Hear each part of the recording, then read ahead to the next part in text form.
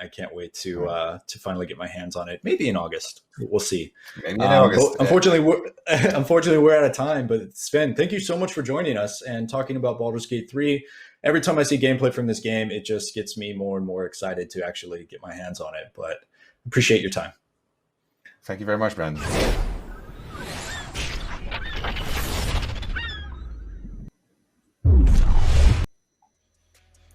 That may be all of our Baldur's Gate coverage, but we're not out of the Enchanted Dungeons and Dragons woods yet, because any moment now, the D&D Live Showcase will be kicking off. After that, we'll have the latest on Remnant from the Ashes, Next Gen Console Watch 2020, and of course, the EA Play Live Showcase.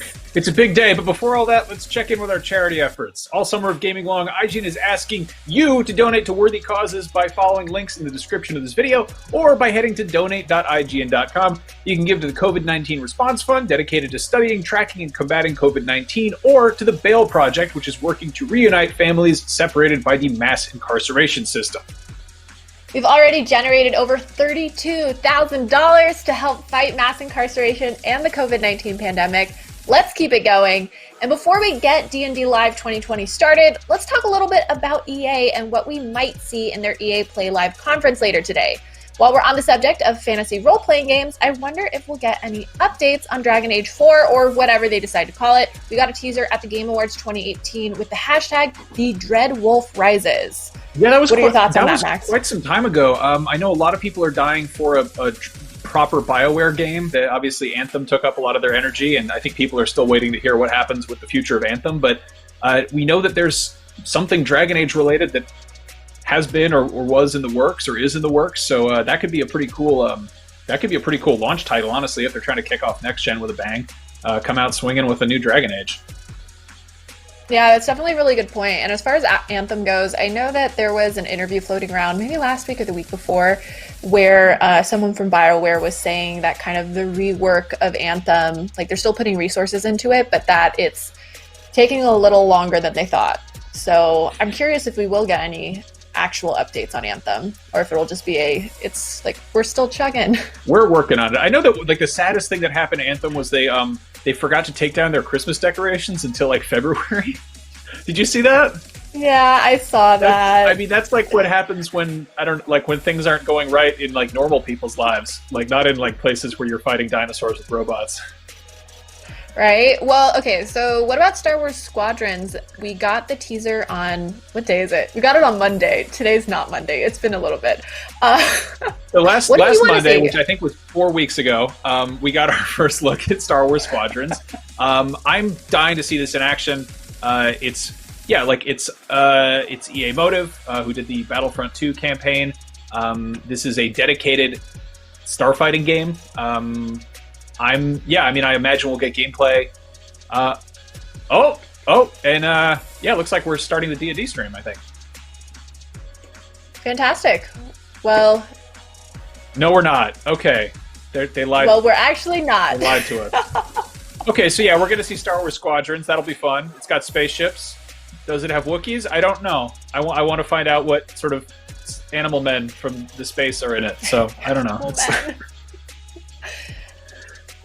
There's still a little bit more time before the D&D Live Showcase, so we're going to take a quick break, but we'll be back here when it's over.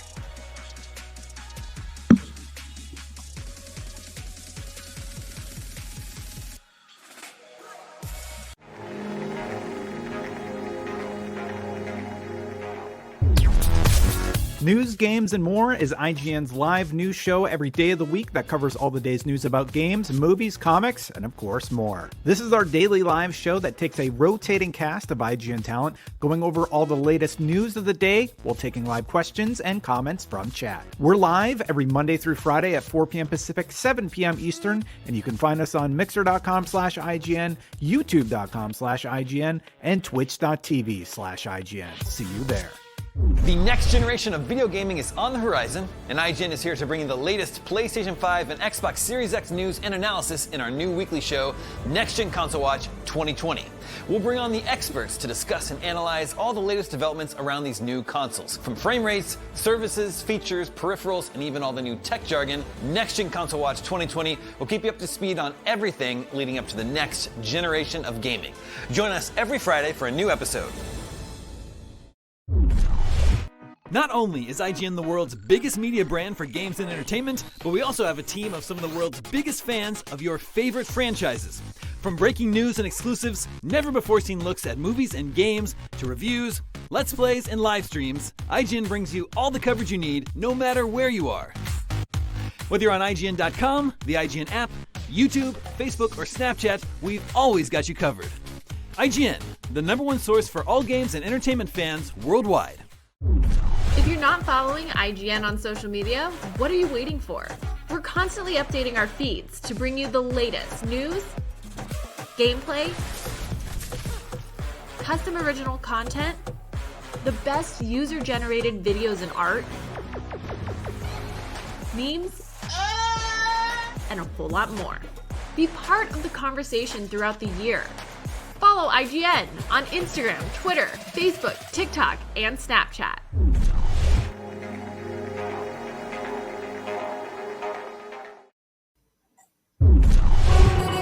Welcome back to IGN's Summer of Gaming. We are patiently waiting for D&D Live Showcase to start up, but in the meantime, later today, there is the EA Play Live going on. So before we were talking about Star Wars Squadrons, and are you a big Sims player, Max? Because personally, I'm really hoping for a Sims 5 announcement. No, I respect The Sims. I love their work, but I've never gotten fully into those games. I mostly just appreciate watching what other people do in those weird games.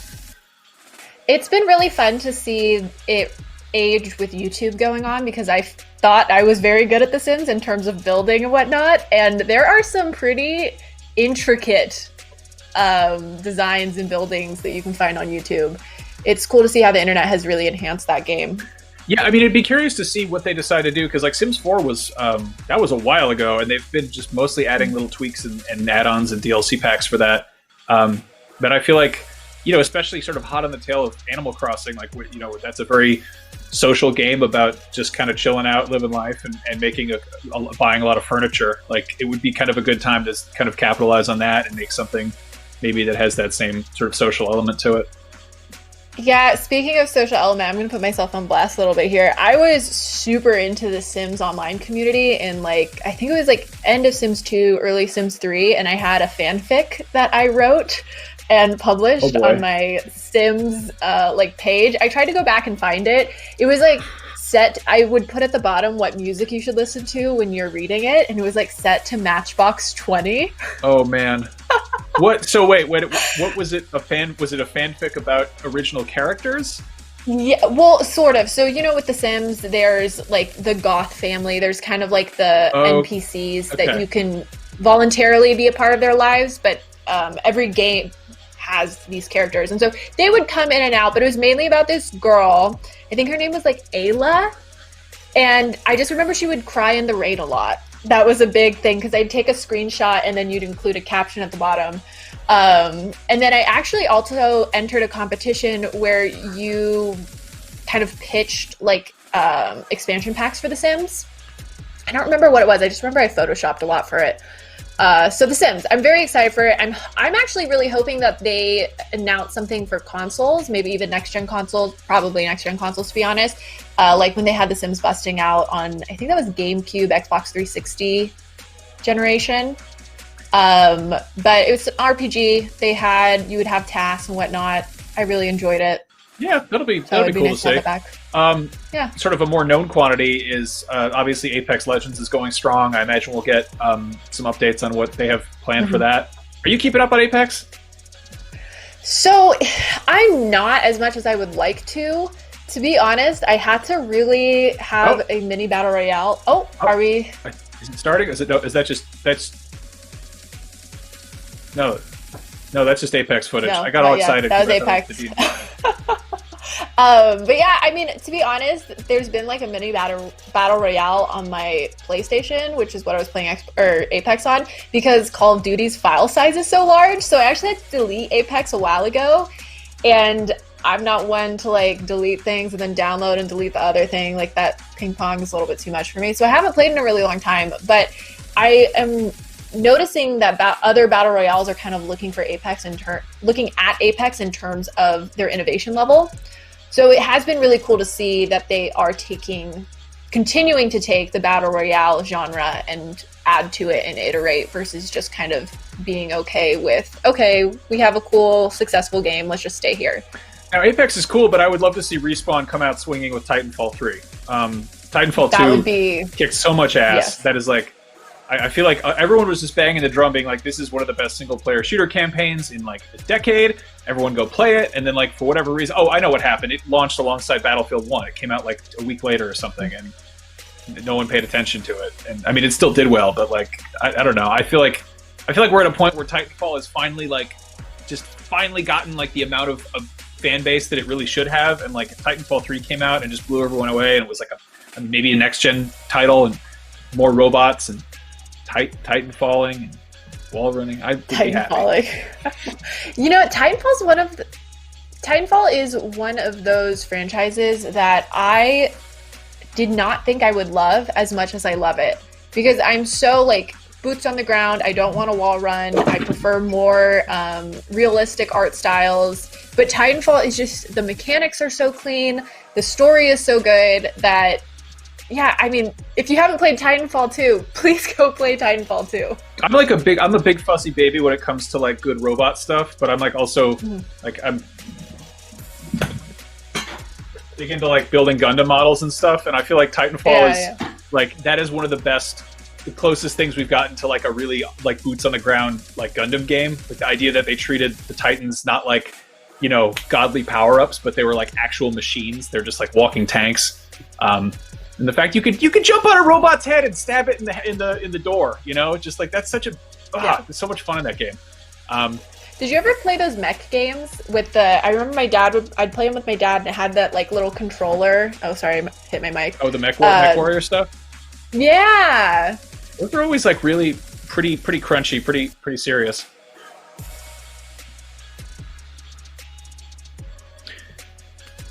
Alrighty, so I think that we're getting word that the D&D live stream should start any moment now, so why don't we focus our full attention on it now?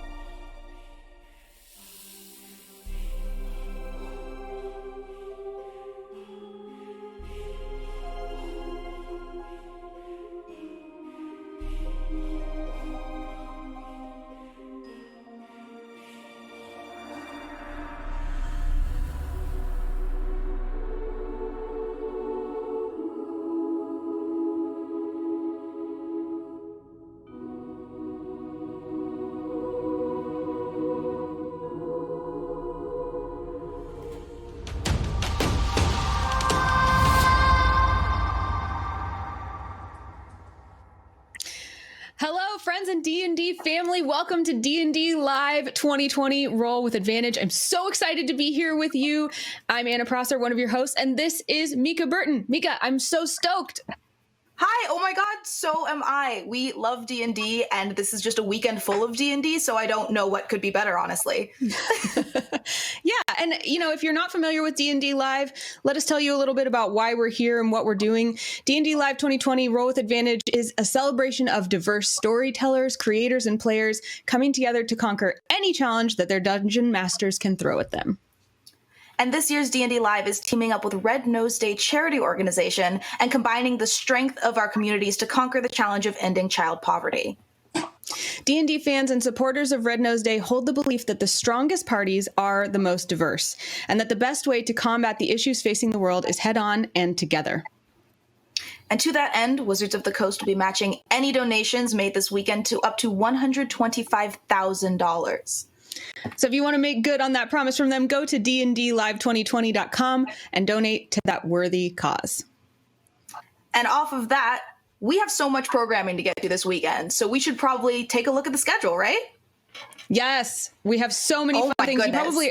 You probably already saw some of that Baldur's Gate 3 gameplay, but we are here right now at that noon mark, a little bit after, because we are going to show you a reveal of the new D&D Adventure. So stoked. It is going to be so much fun. We have guests here to talk about the new program, the new game that's coming out, and I can't wait to get to it. How about you, Anna?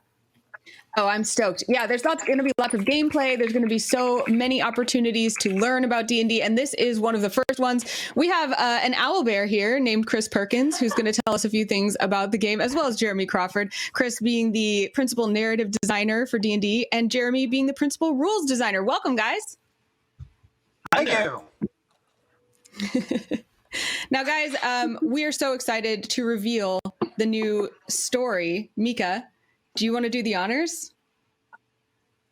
Yes. So this is the first time anybody's going to hear the title. So I hope everybody's ready out there. It is going to be called Icewind Dale, the Rime of the Frostmaiden. There it is. There's the cover. Wow, that's cool.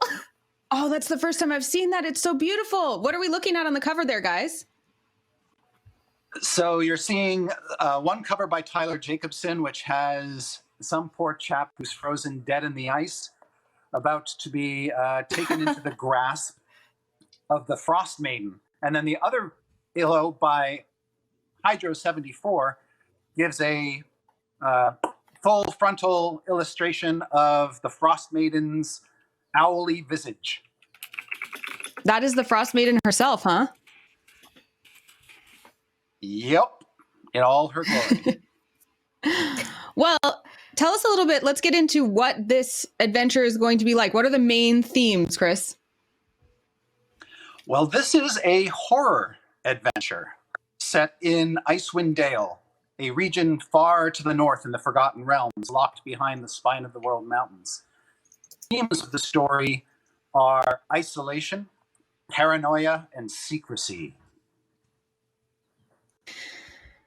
Now, we have a lot of familiar things that we know we can expect in D&D, but we're always looking for the new things. What's going to be fresh and new in this adventure? What are the things that the players can look forward to? Well, players can look forward to a campaign that embraces the setting and the environment. It's going to be chilly. It's going to be cold. It's a dangerous place, Icewind Dale. The people who go there they have to be very, very brave to survive the perils there.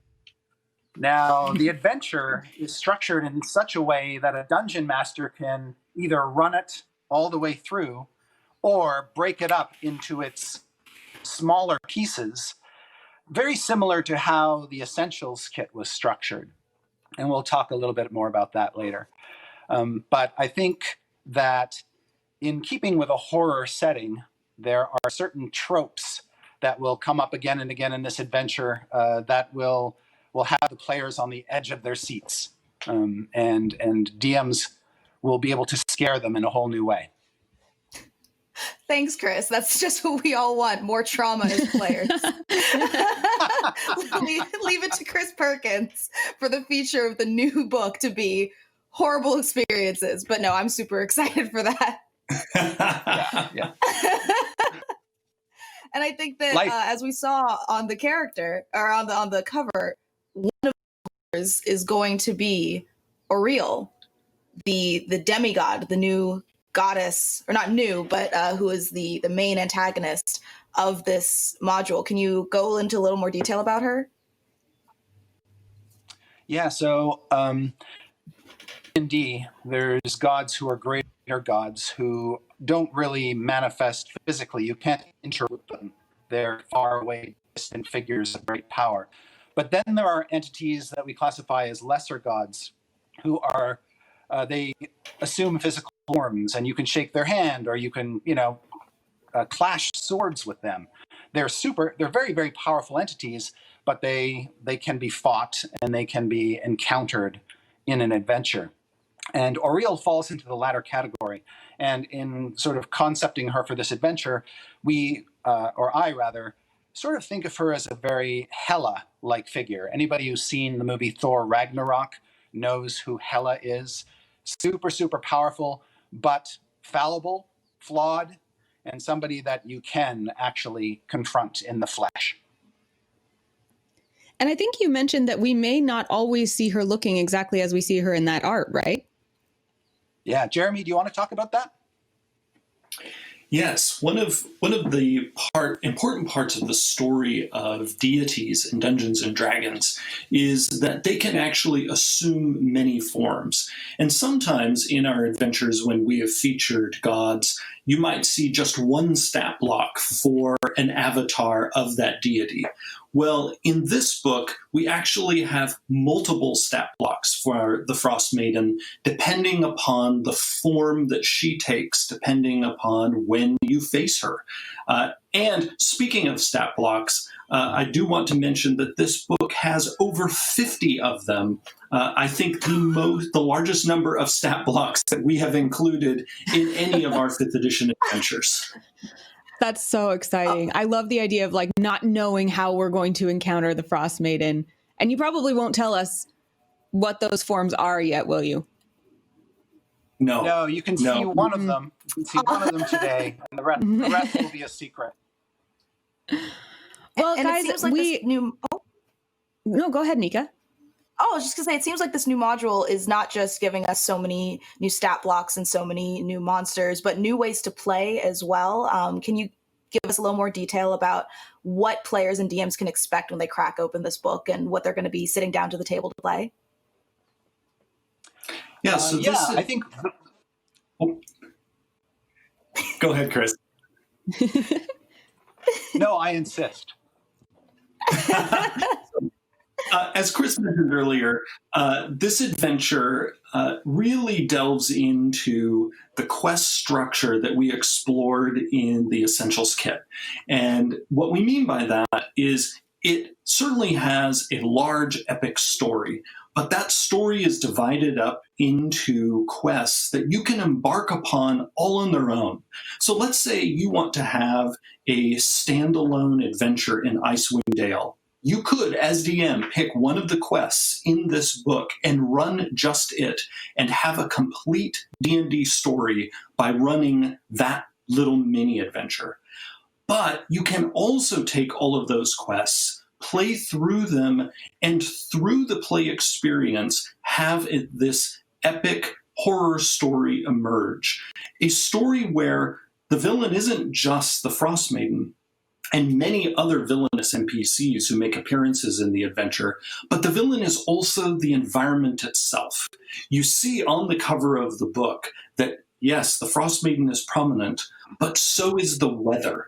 And because of that, in this adventure, we have forefronted in the play experience and the rules that you're going to have to go up against things like blizzards, avalanches. You're going to have to figure out how to survive with your food if you get trapped out in this frozen waste. So we even have rules on how to fish up knucklehead trout just to see, can we get something to eat while we are out in this frosty wasteland?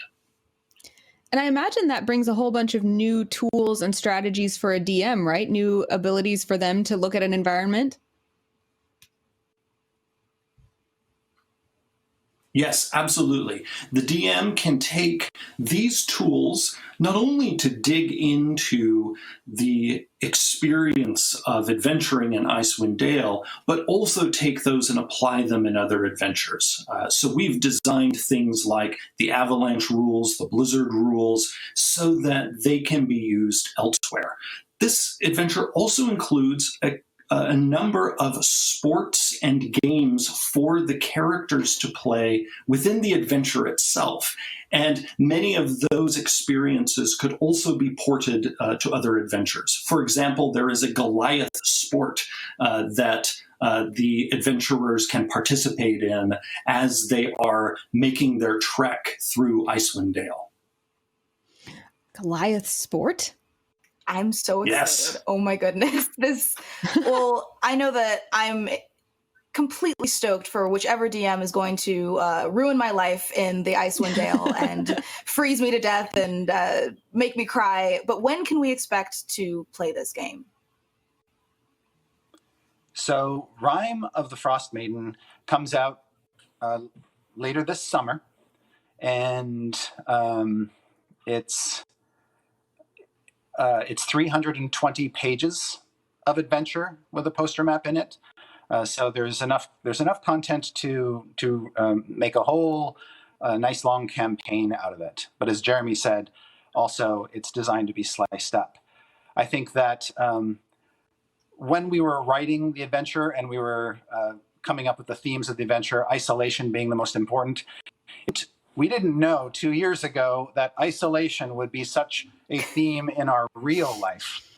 That we would all be we'd all be locked away in our private dungeons, waiting to emerge. I have a new sympathy for the people of Icewind Dale and the heroes who have to explore it. Having been locked in this basement that I'm in for months on end. Well, I can't wait to get into it. Thank you so much for making the time from your isolated caves, wherever you are, Chris and Jeremy, to talk to us about this product. The release date is September 15th, 2020, so be sure to look forward to that day. You can pick up Icewind Dale, Rime of the Frost Maiden then. And guys, don't go anywhere because we have lots more coming your way from D&D Live 2020. And be sure to visit dndlive2020.com to donate to Red Nose Day. We'll be right back. Look! The Dungeons and Dragons ride!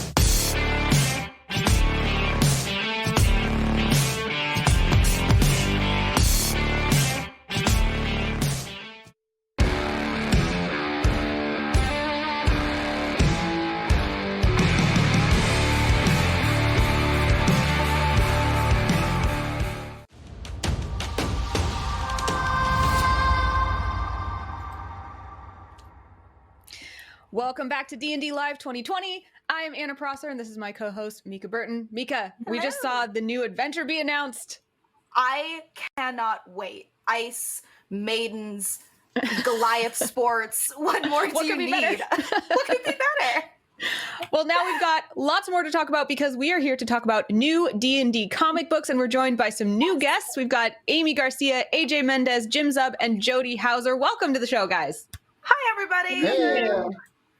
It is Let's so dive lovely right to into see it. everyone's faces. Yes. Yeah, thank you for having us. Yeah, we're really excited to be here. Here we have from IDW, At the Spine of the World is going to be a new comic book coming out. It takes place in the Icewind Dale and 10 Towns. Speaking of Icewind Dale that we just heard about, can you give us a little more detail on what we should be seeing? Well, it is connected to the Rime of the Frost Maiden world. So we're excited to kind of reveal that.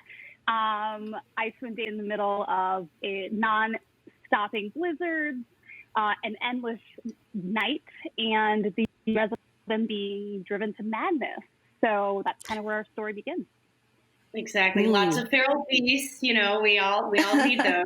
And, we're excited to introduce some really fun new characters that we actually based on history.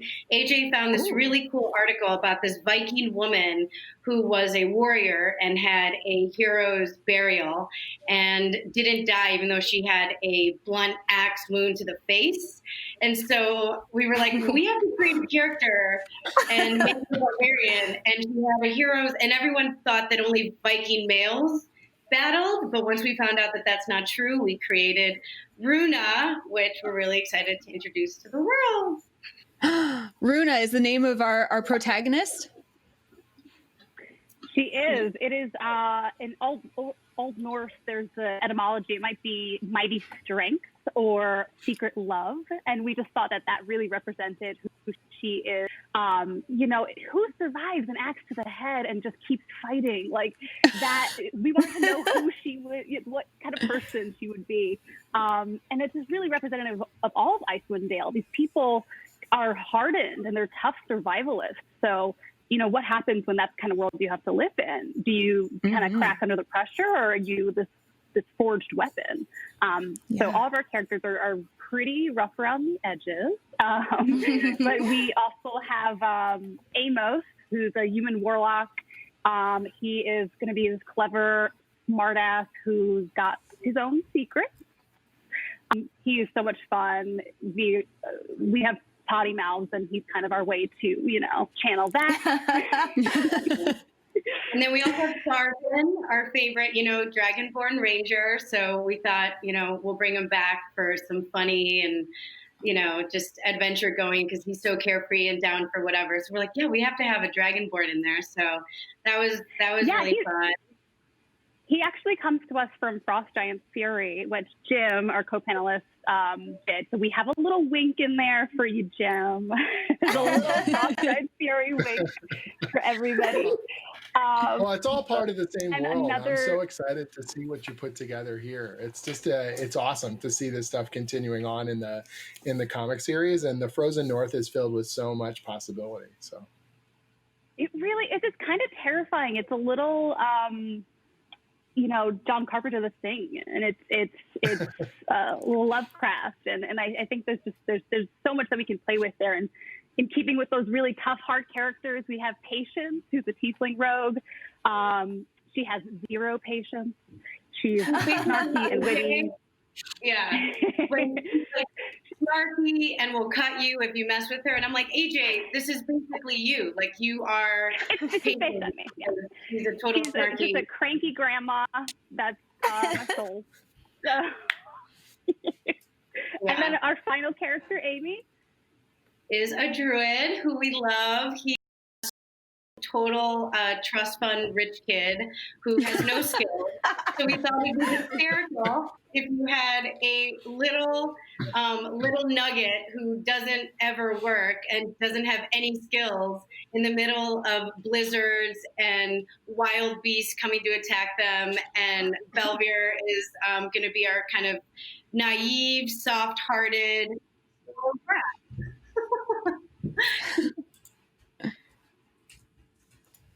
Now, guys, I want to hear, we heard about so many great characters. I was especially touched by Runa, where her name might mean like mighty strength or secret love. I feel like that tells us that there's probably going to be a lot of depth to these characters. Which are your favorites? And can you give us any hints of what, kind of human existential character arcs we might be looking forward to? Because that's what we all love about D&D, right? Is the change in a person as they go through these adventures. I think that we're going to see the biggest change coming from, I believe, like Amy and I both, our favorite really right now is Runa. She's just this woman who breaks all the rules and all the expected rules of society. But she's never left Icewind Dale, and this is her home, and she has to defend it. And then on the completely other side of the spectrum is Belvier, who has really entered the harsh realities of the world, and like how is he going to survive? So we have this really hardened warrior and this just soft boy. how are we? The other great thing about D&D is the sense of family and community. And so what we love about Runa is she's a barbarian. So she when she gives a blood debt, she will die for you, and she dies for her tribe, and she has this innate sense of community and family. And what we'll see throughout these adventures is that her family widens, and she finds this new family with this ragtag team of characters who are nothing like her, who are a quarter of her size. And I think that really captures the spirit of D&D, where you have all different people come together with different interests. And Martin Kokolo, who we're seeing here, I have to give a shout out to the artist. He is so cinematic in his drawings. You feel like you're in the middle of a battle, and he has been crushing it. And we geek out every time we get emails. We're like, oh my God, he's so amazing. And we forget that, it could just pop off the page with an incredible artist. So I think the sense of family and community through these characters really hopefully will shine. And we think that that's really the spirit of this world, is making your friends and making your family a little bigger.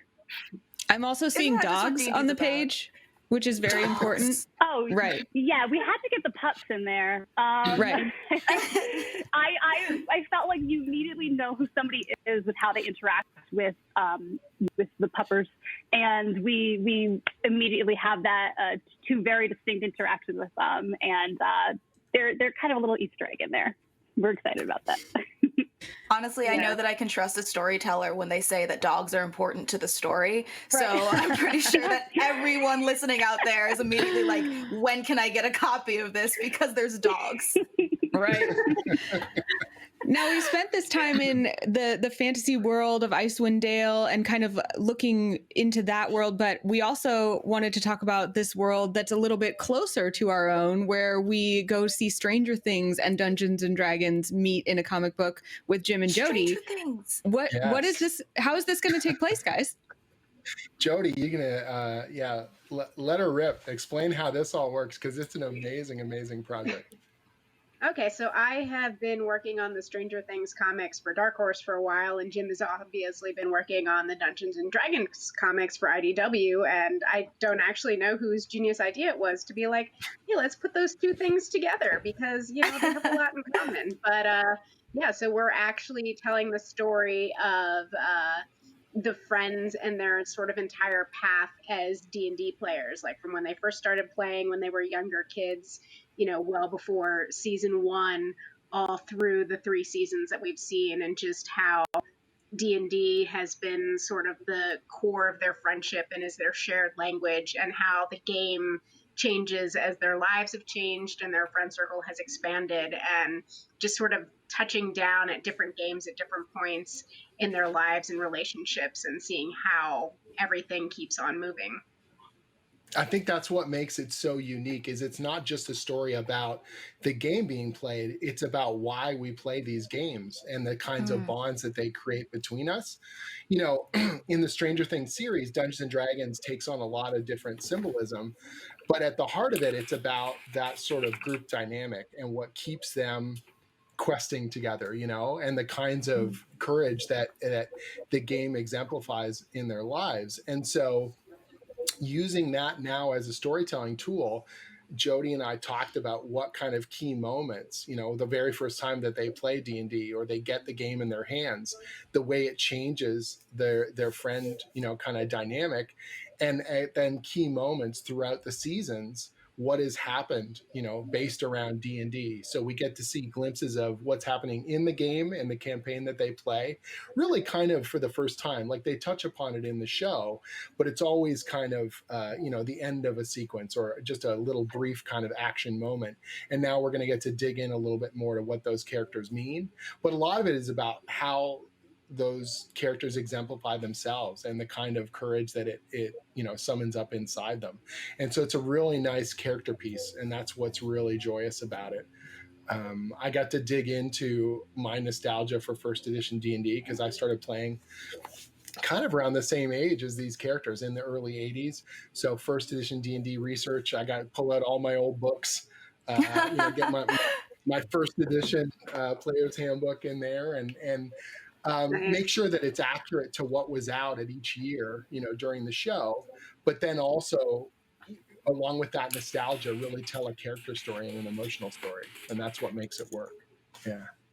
Mm-hmm. Yeah, I mean, one of the great things about Stranger Things is that it is such a time capsule of its era, and we sort of want to continue that through and make sure all the D&D stuff is right on the money, because there's definitely people who will notice if we do it wrong. I mean, Jim, first of all, obviously.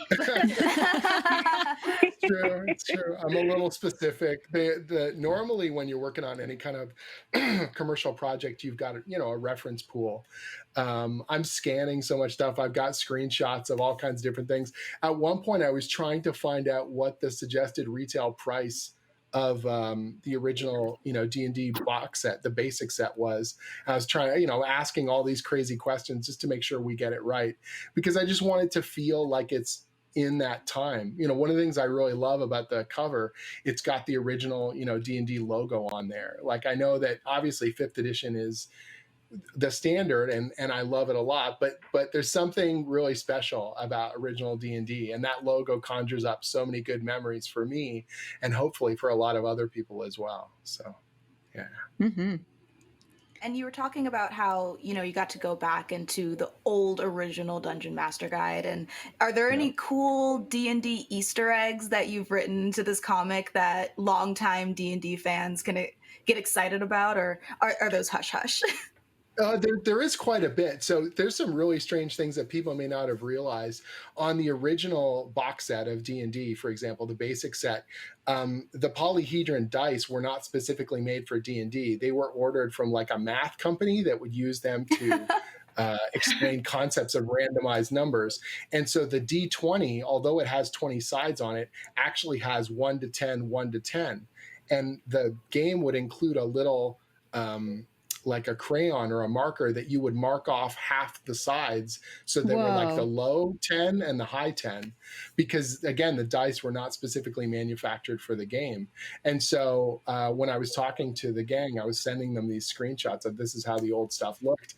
Can we have that on the dice? We don't have to call it out specifically in the story, but if someone sees that D20 that half the sides are marked up, will they recognize that and kind of realize, holy crap, they really made it as substantial and accurate as possible, stuff like that. Yeah. And those emails, I just got a history lesson. Yeah. So, and that's dorky stuff that the vast majority of people will not pick up on. But I love that kind of stuff. Like when I did the Rick and Morty versus D&D series, we went through, 5 editions of D&D. And every time we would use material from a specific era, we always tried to hit it properly. And that meant a lot to me that we would get it right, So if Rick Sanchez is calling out some weird thing from first edition, that he's saying it exactly, right from the book or what may have you. And no one will probably notice, the vast majority of people. But when they do, you can see that there's care involved and there's a real love and nostalgia for the material, And Jody knows these characters so well from the writing she's been doing in the Stranger Things comic series. So it's been great to be able to bounce stuff off of her in terms of getting the emotional arcs right with the characters, making sure the voices sound right. She's been writing them for years now. So it's just nice to be able to kind of take both elements of it and put it all together. Yeah, and it's also, I think, especially fun to delve into something that, obviously they're still surrounded by all the events in the series and all the darkness and monsters that they had to fight. But, getting to see them in sort of their quieter moments and the moments that really build up who they are as people to even be able to deal with all this, crazy upside down and demogorgons and all of that. So I always find stories like that really examine the foundations of who characters are and what has shaped them to be who they are, to be really exciting. And I think the way we crafted the mini-series, where it's just snapshots at different points, you really do get to see that evolution really, really clearly. And they grow. Yeah. And Diego Galindo, the artist on the series, he's got a really tough job because you want to have these characters look like the actors, but you don't want it to look boring or traced like photographs. You don't want it to be static. They still have to have a lot of, emotive qualities. And that's really tough for an artist to do when you've got to do likenesses and still have them in new scenarios. And I think he's done just a phenomenal job at balancing those two elements out. The characters are instantly recognizable, but they don't feel stiff. The pages are just lush and full of really beautiful moments and emotion. It's been a really special project to be part of. It's a beautiful cover. So good. That cover is gorgeous, and I love how it feels like it's very much at the heart of both the characters and the characters that they're playing. So, and there's something very iconic and simple about it, but it harkens back to that era very well, Guys, I was thinking about what it must be like to write stories like these in comic books, to have this visual and literary medium. And I know that as D&D players, one of our favorite things to do is share the stories of our adventures and tell what happened to our characters to other players of D&D that love it that much. So you kind of got to do that. You got to tell this story that you imagined. Are there any particular pieces, and you don't have to, spoil the story, but if somebody's going into these comic books and they're wanting to see like the coolest moment, what would be some of the places you would point them to, moments that you were like, oh, this was so amazing, I just want to tell this story to everybody? And why don't we start with Amy and AJ on yours? Well, for me, I feel like you don't know what you're capable of until you're in it, right? And you don't know what choices you make. And so I think one of the best moments for me is like, what do you do when you have to choose between making a selfish choice and doing a choice that would benefit your tribe and community? And so I've had to deal with that, like actor, I always stick with my people and will fight for them. And I'm ride or die with AJ. I'm ride or die with my inner circle. And I feel like for me, it's this woman who is a barbarian and, she's in this very, dangerous, raw, almost like an Iceland, like a today's Iceland, where the elements are dangerous enough, and much less like the beasts that are coming out of nowhere. And she makes a choice. She actually chooses to, protect her tribe and her team instead of going to what's comfortable and what she knows and going back to her barbarian tribe. So for me, it's all about expanding, and stepping up for your people, but you don't know if you step up until like you're in the shit and you're like, oh, and then once you step up in the shit, then you're like, oh, I'm the kind of character or the kind of person that steps up when the chips are down for the people I love. Yeah, and playing with that, there is that side where we have the very clear black and white. What is the right choice? But sometimes, especially in a world that is so rough, like Icewind Dale, that choice might not be clear. You might need to make some morally questionable choices. And I think that is a really a part of D&D that is so interesting, is that what is right? Like, can you be a little bit bad and a little bit good at the same time? Are you making the right choices, the wrong choices for the right reasons? So that's something that we're really playing with in this, and we're excited to share that. Oh, look at the cover! I don't think there's the cover. Oh, it's beautiful! Oh, it's so beautiful. Yeah, because when you're creating characters from scratch, you have to not only build their appearance and their background, but also their moral compass. And I remember AJ and I having this conversation about a particular character who we won't mention. One of the ones you saw might be morally ambiguous. And I really struggled with that. And I thought, well, if there's right and there's wrong. And AJ was like, no, in a crazy world, you look at like Walking Dead, shows where it's apocalyptic and dire, you might have to do something bad for the right reasons. And I really had to sit on that. And AJ had to convince me that what's beautiful about D&D that it's not black and white. It's very gray, and there's shades of gray. And these characters should reflect those shades of gray. You might have to burn down a family hut in order to save the village, or you might have to, Oh my goodness! We don't do that. Not yet. We've all been there. No one's in the hut. Funny. Before we started the stream, I was talking to them, and they were talking about writing on the D&D comics, and I said when I started doing the D&D comics back in 2014, what I wanted to try and give to the series was a sense that anything can happen at the table, that those split-second decisions, the Dungeon Master doesn't know what's coming and the players don't quite know where the story's going to go, and that it has a bit of a runaway train kind of feel. And if you're doing the action right, I feel like that's quintessential D&D to me, is that it's got that feeling of big choices, big moments, and that's what I'm really excited to see in, Spine of the World, see what the girls put together here. I'm super excited to read it, and the artwork is phenomenal. I'm really, really impressed. This is the first time I'm seeing those pages too, and I'm just like pumped. I'm pumped to see this adventure come together. And these characters. We're very inspired by your book. We were like, Jim, we're fans. You gave us such a great jumping off point. We feel like we have to carry the torch of adventures with new Rugrats. I think the worlds of D&D are so expansive, and they're just infinite. You can do, different parts of the world, different groups of adventurers, and it feels like it can encompass anything. You can do a horror story, you can do a mystery, you can do big action, soft, dramatic moments. That's what role-playing is all about, is about options, giving options to the players and giving options to the readers. Absolutely. So Jody and Jim, did you guys have any particular moments or themes you wanted to point out for readers to look for in your books that were your favorite parts of the story?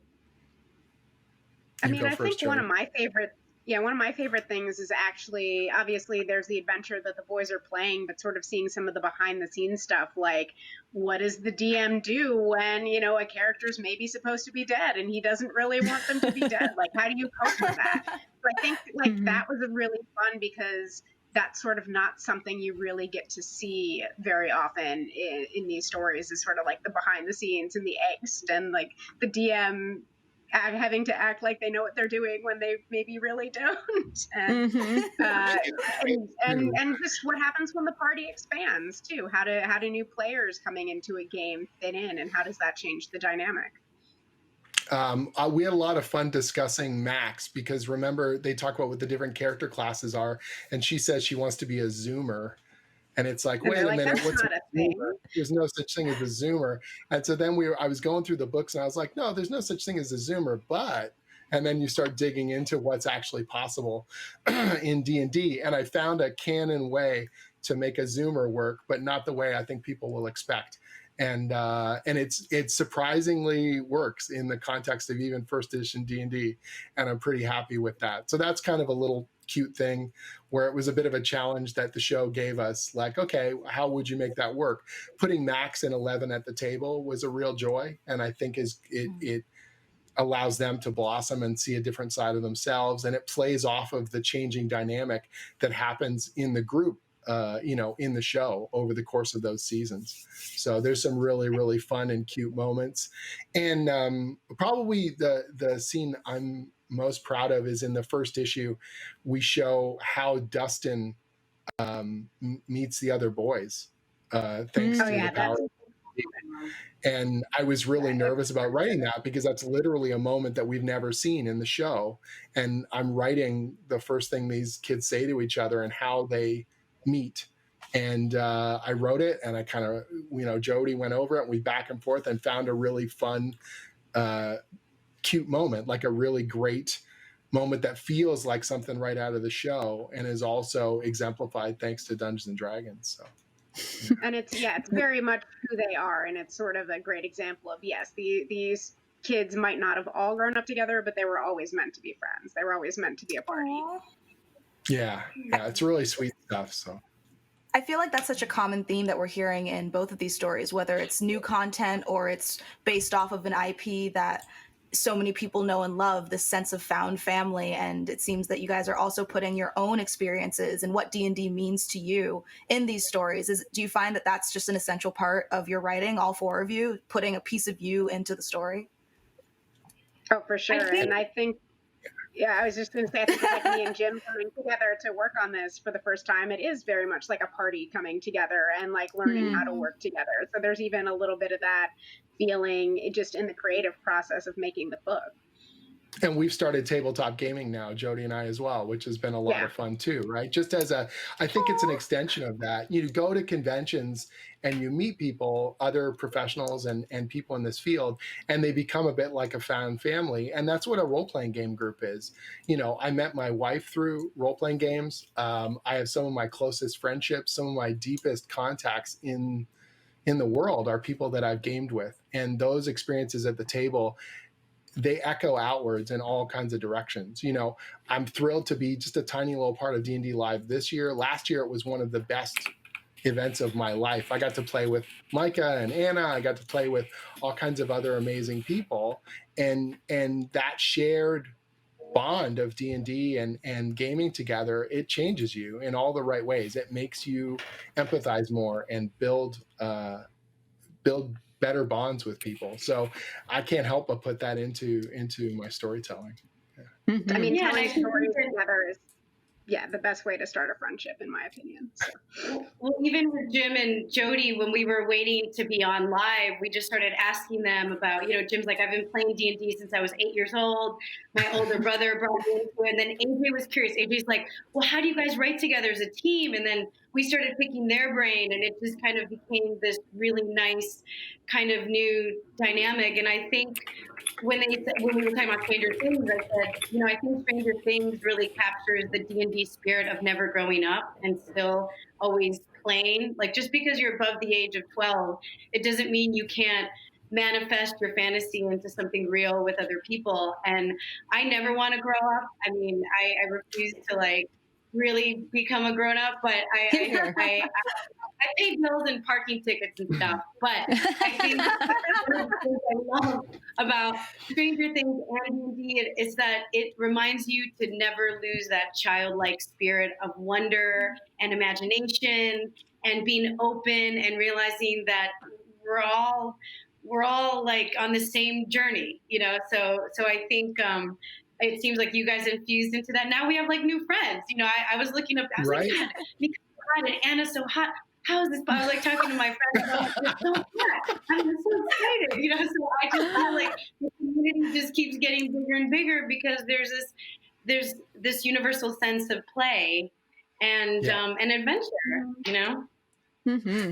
That's been one of the most exciting things for me, being able to contribute to D&D, since 5th edition launch, being able to do the comics, the Rick and Morty series, the Young Adventurers guides to try and bring new people into the hobby. All that stuff is about sharing time together and spending time and making experiences that we're all going to remember. And they're interactive and they're engaging, and the emotional stuff is real. The bonds are real. The friendships are real.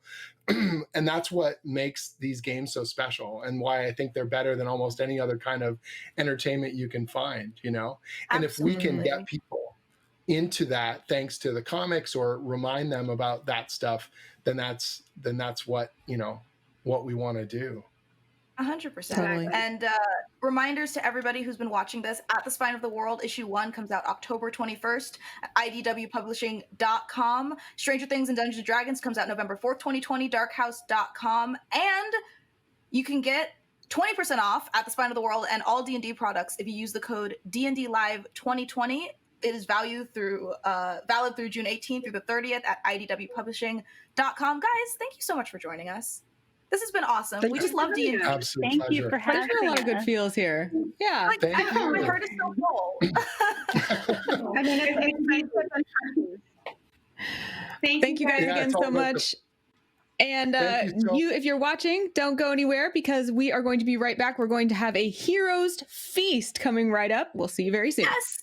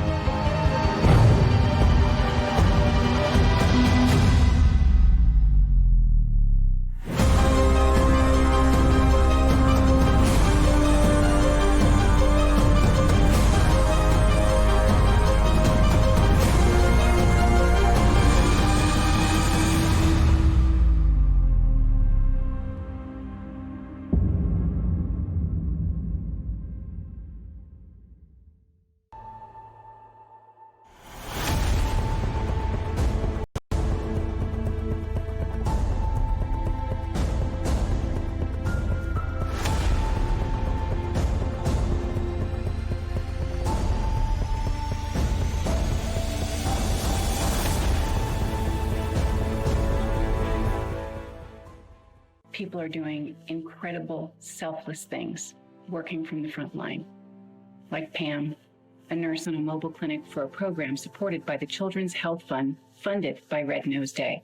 Pam sees over 150 children a month, and her advice and treatment can be life-saving. Staying open during the pandemic was essential because I knew our families were going to be lost without anything. Thanks to your generosity, Pam and these mobile clinics are still going strong across the U.S. in the middle of this crisis. Thank you for giving to Red Nose and to mobile healthcare. You're providing hope, health to so many children and families so that maybe one day they could be the ones serving and taking care of you. So thank you.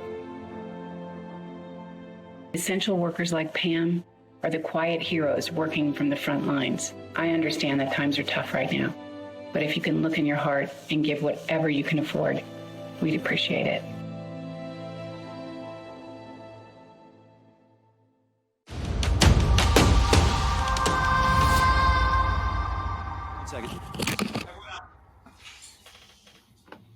Hello and welcome back to D&D Live 2020. We are here for a Heroes Feast. That's right, it's cookbook, and we are going to be cooking, Mika.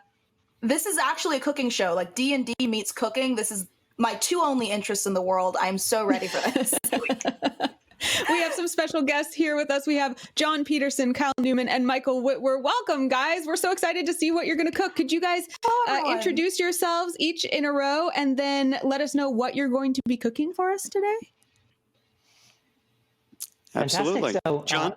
I'm John Peterson, and I study the history of role-playing games and war games, and I am going to be making drinks. People on the internet. It's Can you time guys for shut the drinks. internet It's off? It's all 5 o'clock blurred on me. everywhere.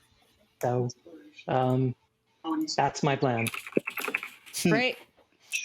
What about you, Kyle? And Kyle? Oh, Michael, you go. All right, sure. I'm Kyle Newman, and today we are making... Oh, you're going, Michael.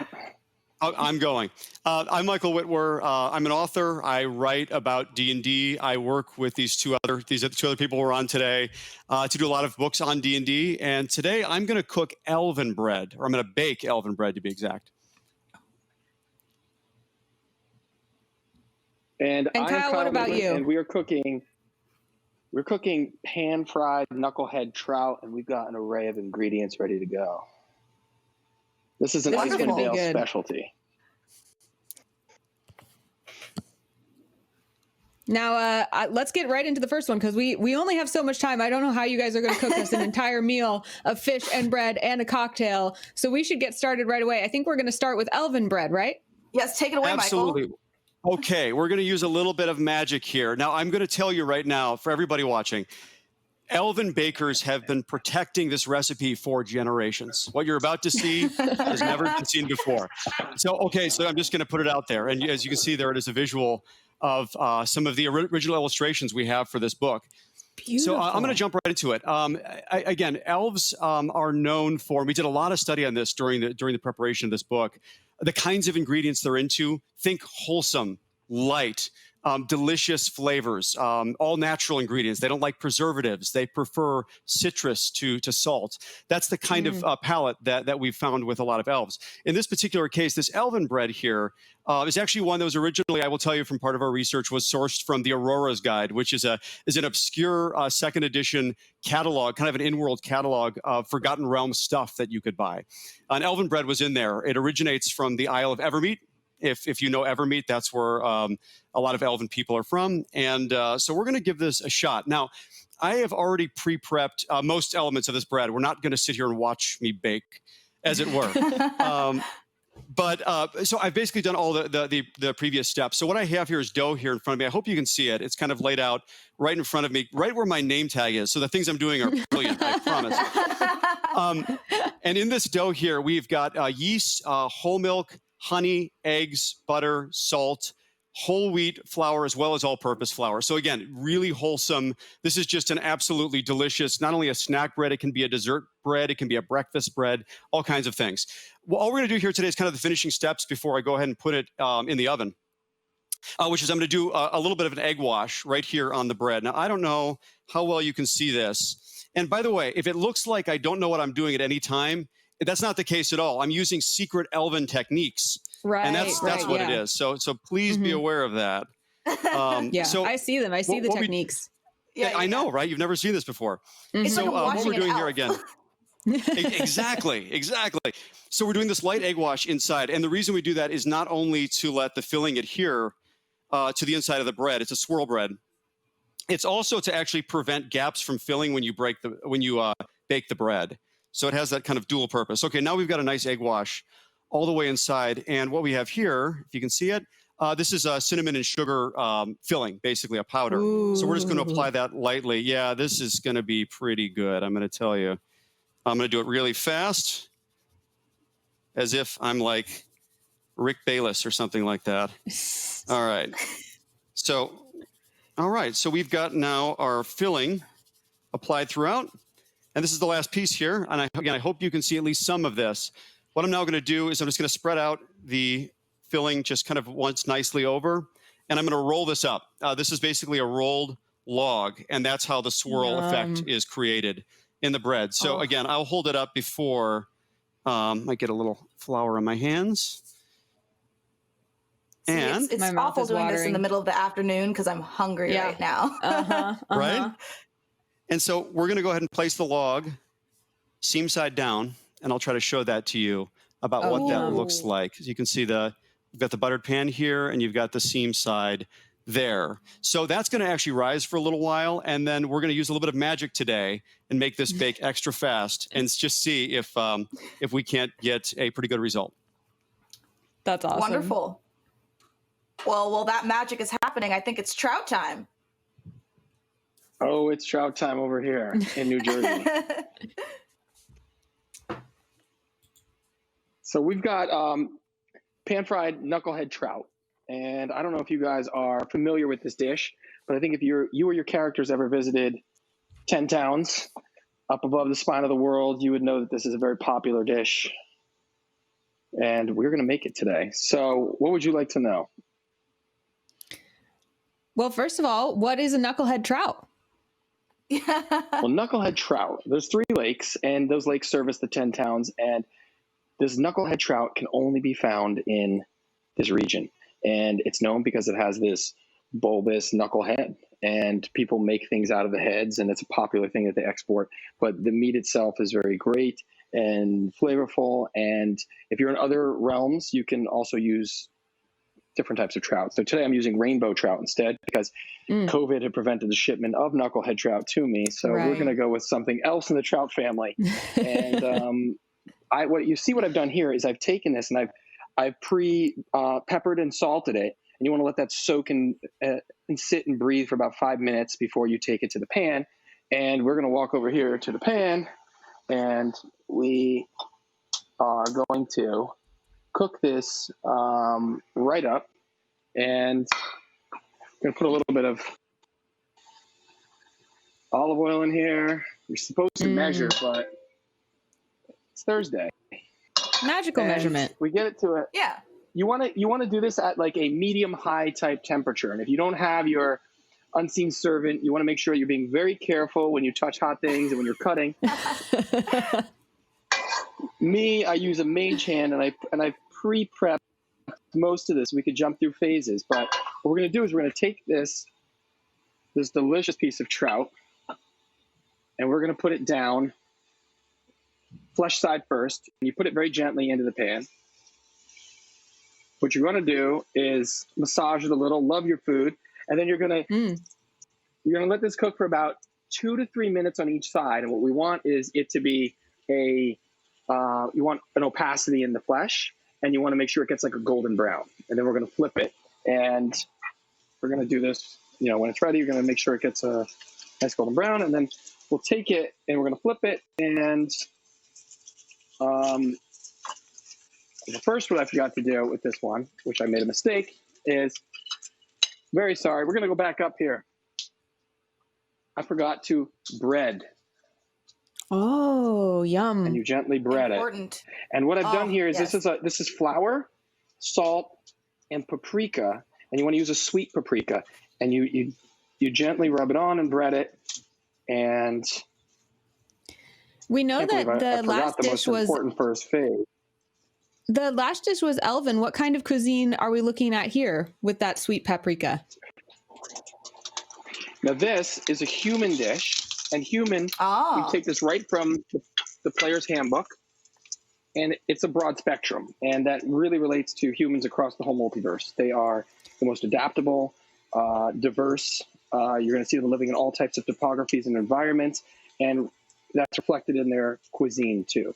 And humans, their food tend to be quicker to prep, quicker to eat, because they want to get on with adventuring and conquering and doing things, as opposed to, elves and dwarves might let their foods marinate longer, and they might savor it a little bit differently. But humans want to get on with their business.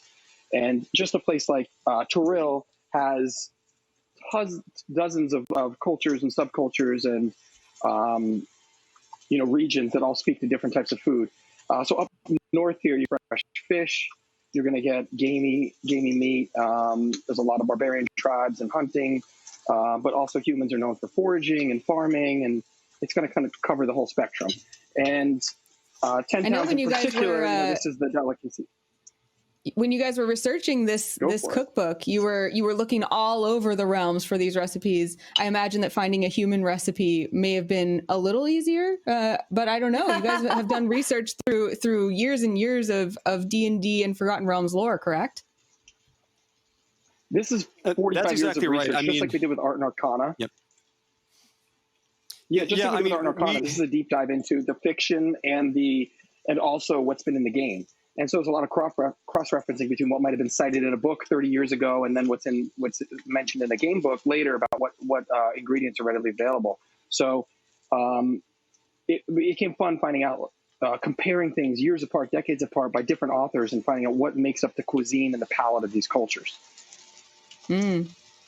Yeah, and if I may add, so we've got that was a really fun part of the process. This notion that, as researchers, the research isn't really any different. It's just that it happened to be on fictional elements, right? So we're scouring through 45 years of D&D rule books and novels and all kinds of things to find where they've mentioned food. And what's interesting is that it wasn't a particularly rich history relative to a lot of other things that exist in D&D. So again, there are some notable things that stand out. If anyone that reads Dragonlance, for example, would know Oddic's spicy fried potatoes, right? They talk about them all the time. So things like that are low-hanging fruit. But there was a lot of things that really weren't very fleshed out. So it really became this interesting study about jumping into where we could really do a study of these different fantasy cultures and figure out, well, what are the availability of ingredients that halflings have?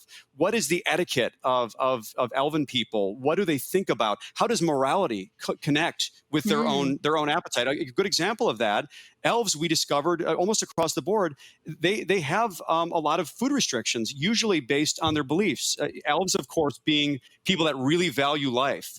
And all types of life. And so, again, we found that there's a lot of vegetarians and pescatarians and vegans within elven cultures. And so we tried to reflect all of that in the book as we really dug deep on what these different fantasy cultures really like when it comes to food.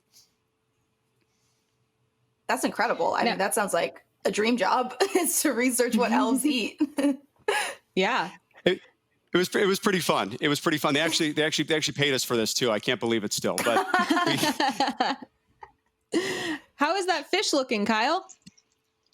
So we've got a couple things going on here. We've got the fish, and it's ready, and we're making a sauce. Now this sauce consists of 4 tablespoons of freshly and shallots, pre-cut in here, and we're gonna let this get golden brown. We want it to be an aromatic, almost nutty type scent, and it's about, like I said, 2 to 3 minutes. You don't want to burn it, but you want to, gently stir it around and make sure it's getting evenly cooked.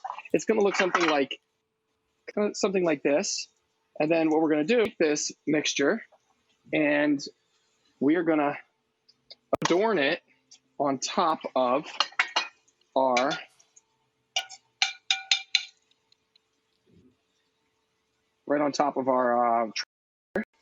Oh, this is really not helping my hunger. And you want to take a lemon, and what you want to do is, normally you take the lemon and you take half of it and you'd want to just get all the juice out of there. And you can garnish it with cubes of the other half, or little slices, and some additional parsley. You want about a good 2 tablespoons of freshly chopped parsley, because you're going to cook. The recipe calls for about 4-ounce pieces of trout. So that's what we're looking at right here. Wow, That is gorgeously beautiful. plated. Oh, I love the seashell plate as well. Yes. Nice little touch there. Plate. I'll mail you guys this. You guys can try this in 3 days. Kyle, what's your favorite part of this recipe? What made it super interesting to you as part of the human cuisine and all of the research?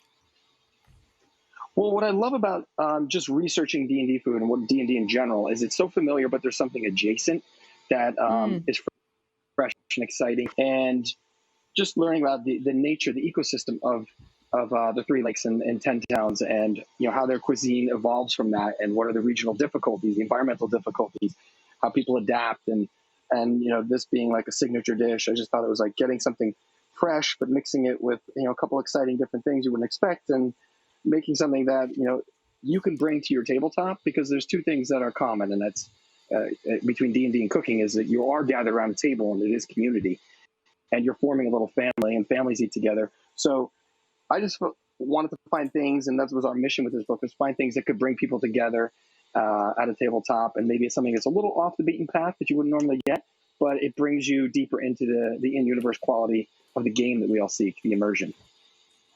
That's amazing. And so since we've had bread and we've had a main course, now it's time for personally my favorite part, the cocktail.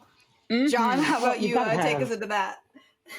Yeah, so you've got to have something to wash all this down, all of this deliciousness. Oh, yeah. And one of the great constants of D&D throughout the ages is taverns, and the fact that people get together, they drink. This could be the place that you run into that wanderer with a treasure map who encourages you to go on the next adventure or whatever. And if you're me, beverages do play a certain role in playing the game as well. You will always find beverages at my tabletop, potent beverages. So we're going to talk about one today that we call the Mind Flayer. And I'm sure most people watching this are familiar with the idea of a Mind Flayer. This is something that can suck the intellect out of your brain. And so and these are drinks, by the way, that when we describe them, we never give them one name typically, because we imagine there are a lot of regional variants of these that are going around. So some people might call this the Cone of Cold, making it a bit differently than we make it here. But the Mind Flayer version is largely a grape juice and ginger and vodka drink that will come out very cold. And so you will get an ice cream headache from your first hit of this, I promise. But to go a bit into how you prepare it. So it takes about 3 tablespoons of cut up ginger. We've already cut up the ginger. And then you need a good amount of lime juice as well. You can see we've got the fresh squeezed limes that were used for this. And what you end up with from that, you put in the blender, and it results in this kind of paste that you then kind of squeeze out with a little mini colander strainer here. And that ends up yielding the syrup. And the syrup is the first ingredient we're then going to put into the big blender. You see this enormous ninja blender. And by the way, when I turn this on, I almost always flinch because it is a violent blender. It takes about a minute to do the cycle. So don't be surprised if you see me flinch a bit. Before I put that in, we're going to start with the ice in this. And you need about 3 cups of crushed ice. And so I have some kind of pre-crushed ice here that we're going to go in first. I hope it isn't too loud. We will mute when we turn the blender on, because I'm serious. This thing is a monster. Yes, no worries. Protect the headphone users. Yeah. Exactly. We need 3 cups of that. And then we're going to put in this beautiful grape juice concentrate. And this is what really is going to give you the hard grape flavor of this. We'll get that all in. We add to that then syrup. Is very tasty. And then finally we get to the good stuff. Now, I've found, and I've made this one a few times, we recommend 5 shots to go in this. And this is not intended to serve one person. This is obviously for you and your entire adventuring party. But I'll put in probably 4.5 here. I think that has worked for me doing this in the past. And once this is all in, we will seal up this arcane chamber and the alchemical reaction will begin. And like I said, it will get quite loud here in a second. So let me get this all set up. And I will go on mute. You may talk among yourselves while I'm doing that. Okay, great. Wonderful. I know that a very important part of cookbooks is the food photography. You can't really get across how tasty this food is without looking at it. Can you guys talk about the process of the food photography for your cookbook, Hero's Feast? Absolutely. There was, and Kyle, feel free to jump in on this one. So we did, I believe there are 40 or 50 photographs of the 80 dishes that appear in Hero's Feast. And, you know, I have to give it to our publisher, 10-Speed, who really spared no expense to make this, honestly, the absolute best food photography.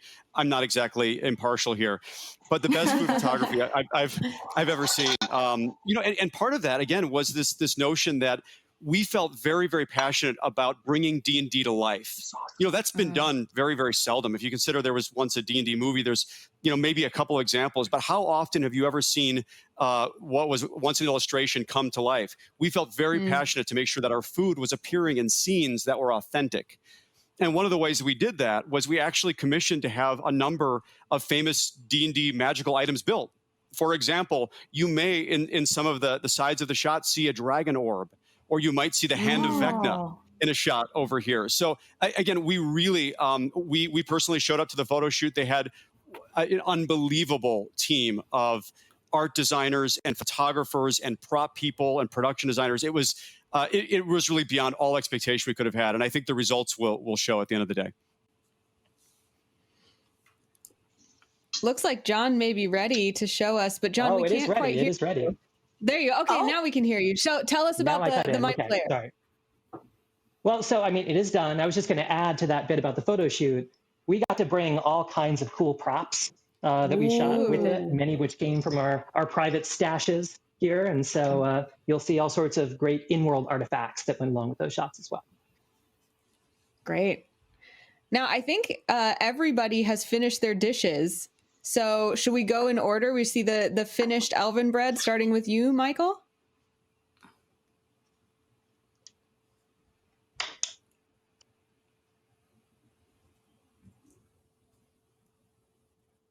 Michael, I think your audio is muted. My apologies. I've been told my mic is off. So here we have our beautiful completed loaf of elven bread. And we're going to go ahead and actually give that a cut here. So just give me a sec. Oh my God. Oh, I'm sorry. Sorry about that. You got to use what you got when you're an adventurer, you know? It's true. It's true. And I'm going to show you the swirl of this bread here if we can. So that's just this beautiful, wholesome honey, butter, yeast, eggs, whole wheat. Again, I actually love this. My kids can't get enough of it. So that's our elven bread. And again, a single bite of this might maintain an adventurer for an entire day on the trail. So it's a magical bread. Can't wait to try that one. And Kyle, I think we saw the trout, right? You want to show us again one last time? Get the full meal picture. I've been making more. Ooh. Yeah, so we had, what I've got here is, here's another fresh, and there's some of this sauce. Again, it's shallots and butter and some salt and some pepper. And you want to get it golden brown and just drizzle it on top here. It's got a lemon crushed into it as well. You want to get some of those onions, shallots, and you always want to garnish. We're going to put some of the fresh parsley on top. And ready to go. It's got a very taste between the paprika and the shallot and the butter, the olive oil, and the natural flavors of the trout. So it's a good indigenous dish if you're trying to start a campaign up in Icewind Dale. Mm-hmm. And John, how would you recommend that we serve this Mind Flayer cocktail? Well, so I prefer to do it, obviously, in an appropriate goblet, the sort of thing you might find in the Yawning Portal, that you might find maybe even the Celestial Vista in Eberron. Of course. But it pours thick. This is almost as fleshy as you can see. And I found that it works well, actually, with straw. To get that in, and sometimes even stir it a little bit with the straw. But since we're getting towards the end of the segment, I will not resist partaking a little bit. I imagine if you're an illithid, the tentacles get in the way, so a straw would help with the drinking. That's true. This is true. This is true. Yeah. I'm not sure. Or if you're a dwarf with a large beard. Yeah, there you go. Right. Important consideration. Man, I'm so jealous of I can everyone. They're just confirm. chowing down. I can confirm the mind flayer does indeed flay your mind. So beware. But it is an unbelievably refreshing drink. I can't say enough about the mind flayer. Well, look at this beautiful cover. Yeah, go ahead, Mika. Oh yeah, no, just it's clearly what everybody pictures when they're in a scene in a tavern and your DM is telling you that you're chatting up some local informant or you're just having some ale with your adventuring party. It is warm, it is hearty, the food looks beautiful, and right there in the corner, release date October 27th, 2020. So everyone at home can make their own mind flayers, knucklehead trout, elven bread, and more, I'm assuming. I'm hoping there's some stews. I'm a big fan of stew, personally. Well, we've got stew is one of the first recipes. Yep. So many. There's stews. There's bouillabaisse. There's all kinds of different.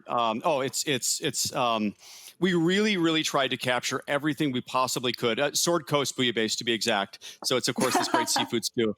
But again, we really tried to be authentic too. One thing that to be as far as one can be super serious about a D&D cookbook. We did. We took it, really seriously with regard to being authentic and making sure that things we were making, they weren't just kind of tongue-in-cheek or silly, but they were things that were authentic to the D&D world, things you would actually get if you showed up at the Yawning Portal. And that was just, again, it was a real passion of ours. And that's one of the reasons we actually, as part of our illustrations, which none of which are done, by the way, including that cover, I will tell you, we're all at the conceptual stage right now, but we're getting there. And we actually did in-world menus for 4 of the most famous tavern establishments. So at various points, you'll come across, for example, the Yawning Portal menu. You'll come across the Celestial Vista menu.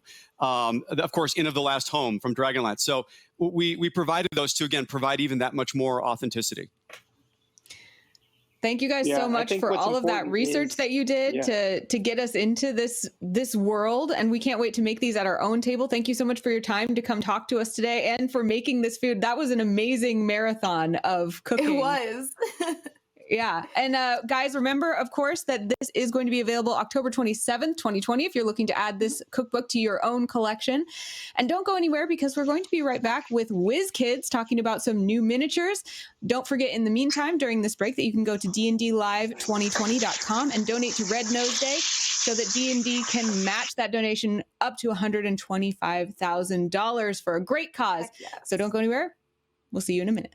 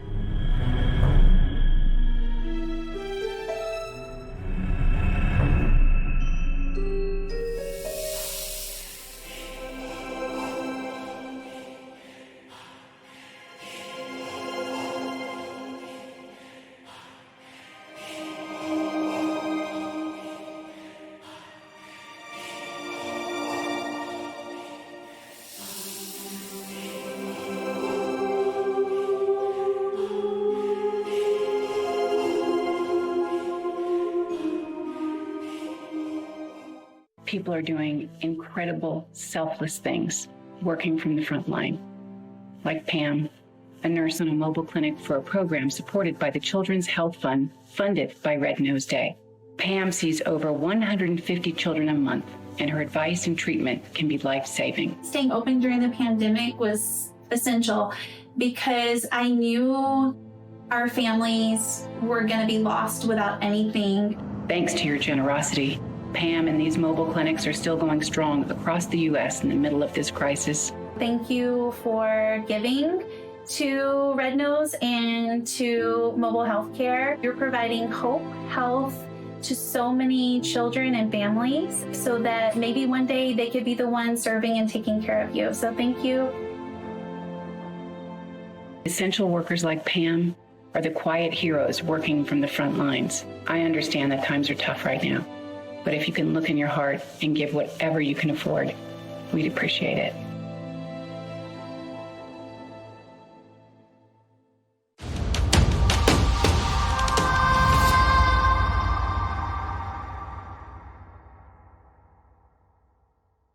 Hey, look!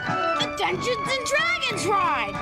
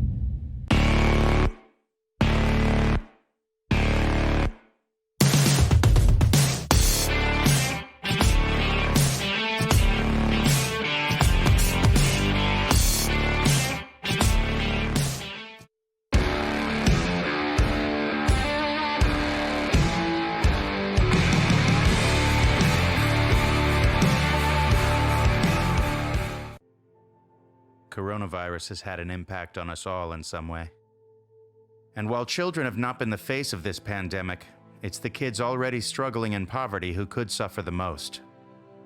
Kids who are missing out on meals because their families can't put food on the table.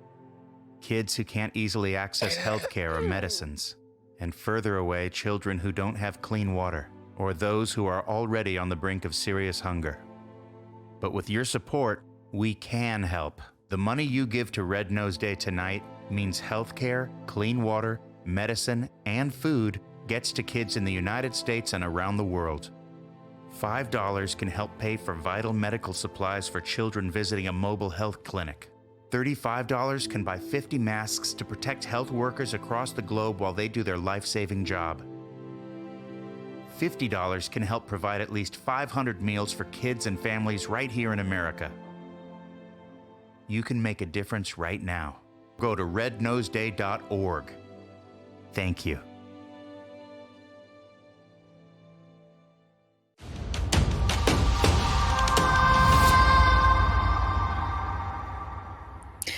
Welcome back to D&D Live 2020, Roll with Advantage, where we are raising money for Red Nose Day. As you saw, don't forget to visit dndlive2020.com if you'd like to donate. But right now, we are here to talk about some amazing new miniatures from WhizKids, and we have two new guests to welcome. Welcome V Muse and Patrick O'Hagan. You may know V Muse as the Crafty Muse on YouTube, the DM on Kobold Press's Twitch, and for D&D in a Castle. And Patrick is the executive producer of RPGs at WhizKids. Welcome, guys. Welcome. Hi. And we have a third guest as well. Would you like to introduce yourself? Yes, we do. He snuck in. Did they freeze? They might have. I think they did freeze. Well, then we will Either be that or they're just talking. very stoic. They can be. They can absolutely be extremely stoic and very stiff-lipped if need be. Our guest is Justin Zoran. Well, when they pop in, we will speak with them, but they are stoic just like the new line of minis. I'm so excited that I get to announce this line. Icons of the Realms, Icewind Dale, Rime of the Frost Maiden. I see a theme happening through this, through the stream. Definitely. Absolutely. And they are gorgeous for sure. I'm looking at my table right now and it's like I want to show you every little thing, but limited time. I mean, you can show us as much as we have time for. I know that we're super excited to see these new minis. Any Dungeons & Dragons lover knows that if you have a dragon, you have to see that dragon for it to really feel real. Can you tell us a little bit about this new line of minis we'll be seeing? I absolutely can. Do you want to start off with a different dragon, though, and kind of tap into the whole celebrating D&D, maybe? Let's do it. Okay. So everyone knows about the Sapphire Dragon, right? Mm-hmm. Well, it's coming in miniature form now. And I have with me this beauty. So this is, first of all, this is the box that it comes in. Oh, my goodness. I know, right? It's stunning. So this is its packaging. I'm trying to get it so it's like yoink this way. There we go. Oh, wow, and then that's it's got this beautiful. gorgeous artwork on the side. Oh, I also love that this is considered a mini. It's a mini, air quotes. This is the back of it with its lore and everything. Whoa. Yeah. So that's that. I mean, it's a big box. Yeah, So it's gorgeous. This is a big dragon. I could probably like fit partially into this one. So that's its packaging, but you got to see it in all its glory. So this is the beauty right here. Oh, good. I'm so glad we get to see it out of the box too. Yes. Oh, wow. I have them in and out of box. So this is the Sapphire Dragon, and this fellow is already available for pre-order, and it's going to be coming out early August 2020. And it is truly a great, like the wingspan is crazy. And as you can see here, they're showing right now, when it has light coming in behind it, you have this beautiful translucency in the plastic, so it really takes on those different tones like they describe in its description and lore. Oh, that's beautiful. Yeah. So this is one of those things. If you want to get your pre-order in, you go to shop.whizkids.com and you can place your pre-order like right now if you really want to get one of these beauties because it is fantastic. And the other cool thing that's starting to happen is we're starting to place these on clear plastic bases. Oh, which you can see right there. So that means when you go and you put this handsome fellow onto the table and terrify your players, the terrain that you're using will show right through as well. So it's one of those really neat, really cool features. And the more light you have surrounding it, like it gets even more and more gorgeous. I highly recommend putting it in sunlight. Ooh. I'm not even kidding. It's fun. Hey, you guys are moving. There they are. Oh, hello. Welcome. Hi. Hi. Yeah, we were just talking to V about the Sapphire Dragon, but before we go any further, I wanted to give you guys a moment as our WhizKids representatives to talk a little bit about the entire collection, the Icons of the Realms, Icewind Dale, Rime of the Frost Maiden lineup of minis. Can you tell us a little bit about those? Yeah, definitely. Yeah, it's all yours, V. Okay, cool. So basically, all of these lovely miniatures, there's going to be over 45 of these miniatures available when the time comes. We're looking at September-ish 2020. We're trying to coincide it with the book, actually, when it releases. So you have all these fantastic minis that are going to be coming out. And just, I'm looking at the table right now, and there's just so many cool things. Let's start. Do you want to look at the snow owl bear, since people are... Yes. Okay, 100%. Yes. Okay, so this is the little snow owl bear. Oh my god! Now, this is actually a very special deal because initially what was going to happen is we brought in some artists in the community to help us get these painted up. So this is one of the snow owl bears that got painted up by one of our artists so that we would have these all ready for the live event. Had it been, everyone getting together, we were going to do this really fun diorama setup for everyone to enjoy all the miniatures in the collection. But this is the snow owl bear. That is part of it. So cute. And on the position, I love the way it's sitting. It's just so darn sweet. So its little mouth, like it's just making whatever noise an owlbear makes. Right? I just want to feed it snacks. Yes. This little guys, it's like I was wrapping it up. I'm like, I'm sorry, I have to ship you. You're too darn cute. Yeah. Just tuck them in your pocket. Seriously. So it's one of those things where there are some other fantastic miniatures that are going along with this line. They're all coming pre-painted. They're coming in our booster packs, so you can get them either in a box itself or as a brick. And again, that's going to be something coming out mid-September-ish. And let's see, I can also show you a couple more of the other cool guys that go along with this. We have the Yeti. Ooh, oh, that's terrifying. Wait, he is a monster and a half. Absolutely. Wow. So he's really, and again, this is another one of those miniatures that was painted by one of our artists, and we're actually going to have a webpage going up very soon to reveal who our artists were, because they worked really hard to get these all pulled together, and we very much appreciate all of their help with it for sure. V, were you saying that the minis come pre-painted? Is that what they're going to look like? They're going to look very similar to this because the artists were fantastic. They worked with color guides the entire time. They were showing them to me in process, making sure that everything was going along the way they needed to, and they all followed them beautifully. So they're going to look extremely similar to what you're seeing here. Absolutely, yeah. Cool. But they are coming pre-painted. That's awesome. All right, How so do you we've guys seen... No, go ahead. Oh, I was wondering, how do you guys decide which figures actually get made? There's so many monsters in all across D&D, so many adventures, so many figures that could possibly be made. How do you narrow that down? Oh, that's definitely you guys. Yeah. You do that part. I did the painting part. Yeah, this is O'Hagan, and I have Justin Duran with me here, my boss. So we lead the RPG side at WhizKids.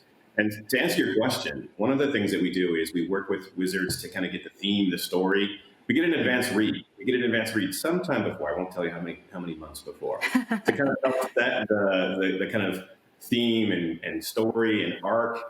What it enables us to do is really kind of work with wizards back and forth in an iterative environment to start describing and setting up how we want to describe the actual set that we're building. And so what we do is we get the set sometime before, we work through, and are able to iterate with wizards back and forth. Now we've seen the snowy owlbear, we've seen the Yeti. Are there any more from the set that you want to show us before? I know we have another reveal that has to do with dragons, I believe. Ooh. Yeah, I can show you. Let's do one more that I think is pretty cool. And let's pull up this fellow. This guy. It is. Oh, he's also terrifying. Isn't it? There are some really fantastic monsters that are getting included in this line, for sure. It's going to add some great variety to your gameplay, absolutely. And I'm so excited for people to get to see the whole entire line when the time comes. But what is he called? This is the what is it? Skeleton frost giant, or the frost giant? Oh. I was worried that was to scale. Yeah, it's to scale. There you go. Yeah, yeah. He's not small. He's no, he's not. I was like, hopefully that's just a little larger than. Oh no, it's a giant. Okay, cool. No, he's definitely intimidating, for sure. Yeah, I'm glad you started us out with the cute one to lull us into complacency. Yeah. Well, DM, you kind of have to do that anyways. Right. True. Okay, so I could show you the next dragon if you want. And this is the first look, right, of this one? Mm-hmm. And this is one that's coming along with this line, and this is the white. Oh my god. Let me lean back so you can actually get more of it in the screen. So again, we have it on the clear base so that it shows up beautifully with the terrain. Now the base, because let me tell you, these guys they're hefty. So we had to make the bases a little bit bigger than what they really should be, but there's going to be a marker on the bottom of the clear plastic so you can see what they really should be marked that way. But yeah, this fellow is quite hefty. Let me get the mini back out so you can see for scale. Oh, no. Wow. I like that. No, don't do that. Please, no. So this Those wings are all of my gorgeous. Players dying to this dragon. And this one is going to be available end of August. So this is the white. Yeah. Yes. And Oh, then we have that's some great, beautiful. Look at that. Isn't it awesome? Absolutely a stunner for sure. Really an impact Looking at that piece. art, I thought it was a painting. Honestly, I can show you. I can even show you what it looks like in box, because even the box is beautiful. Oh yeah, let's if you want see to it. take a look here. So here it is in box. Wow. Yeah. So that's the front, and then you get the side panels. That's with so the gorgeous cool. artwork. Isn't it amazing? Is there I mean, you more could on the even back leave it of in this the one box. too? Oh yeah. Oh yeah. And that's the Love other it. side. And then here is the back. Cool. Yeah. It's gonna with the eat artwork. me. Yeah, it might. It just might. But yeah, that's. What do you that's think so is your lovely. favorite of all of these, V? It's a different dragon. You ready for this one? Yes. There's more dragons? This is my favorite, and it is massive. Oh my god. Wow, what is that? Is that? This is the Chardolin. Wow. This boy is hefty. Like, actually, it's quite heavy, but it is another one to coincide with the release. What's the lore behind this guy? Right? He is terrifying. He's terrifying. That does sum it up quite well. It's a construct who basically inflicts terror, is really the best way to sum up this dragon. Yeah. So you have it with the mini in there. Wow. No. Turning right back around and leaving is what I'm doing if I encounter that. Nope. It's a huge nope. It's a huge nope. But I'm telling you, he's really quite sweet and cuddly. You can get him on the back of the wings. Oh, so cuddly. I want to go He's ahead. huggable. Yeah. He's huggable. You can hug him. You can give him a good hug. But that's how big this guy is. Like, it's got some absolute build and heft. And again, clear plastic, so you'll be able to see your terrain. But yeah, this is my favorite one. I can just imagine the DM reveal on that one, pulling it out from under the table. Clunk. Yeah, right? Yeah. Boom. And if you want an audio representation. Oh my goodness. Yeah. He's got some heft. So Well, again, we talked to Patrick and I'm sorry, what was it? John? Is that right? Justin, sorry about that. Yeah, we talked to Patrick and Justin about how you decide which figures to make. But tell us a little bit about the design process. How do you design them? What's the back and forth like? How long does it take? All of that. Yeah, sure. Typically, everything's a little bit different, but I'll just go over kind of a common one. Like, I'll talk about the snowy owlbear, right? The one that we all like so much. What happens is Wizard gives us some art, and it's oftentimes, sometimes, it's final or close to final. We take it, we give it to our sculptors. Our sculptors go through rounds of iterations. When we're ready, we kind of just test size and whether or not it's actually cool enough to be on a table or cute enough to be on a table in this case. I have to say, these are not all cuddly, right? They may look cuddly, but they're not cuddly. The key thing, exactly, what we're going to show you. And then we kind of send it to Wizards for review, and there's an iteration back and forth for approval, and then we send it off. Typically, it takes about 8 months for us to produce something like what you just saw with the snowy owlbear. Wow. Yeah. Well, it is worth it. Yes. Well, and now you've shown something under a cloth on your table, and now we can't think about anything else. So tell us what's under that. You can't point out the cloth and then not reveal the cloth. Justin, you want to talk about this? Yeah, we didn't want to one-up V, but we're going to one-up V. Because this is he's so cool. When Patrick started, about a year and a half ago? About a year, yeah. Patrick was my DM back when I lived in Seattle, and I said, Patrick, please give us some definitive dragons, the dragons. And as you see, what V has kind of shown you has been pretty awesome. But this guy just showed up at the house just the other day. This is fresh from our factory. So Patrick, hold that up. So this is the white dragon.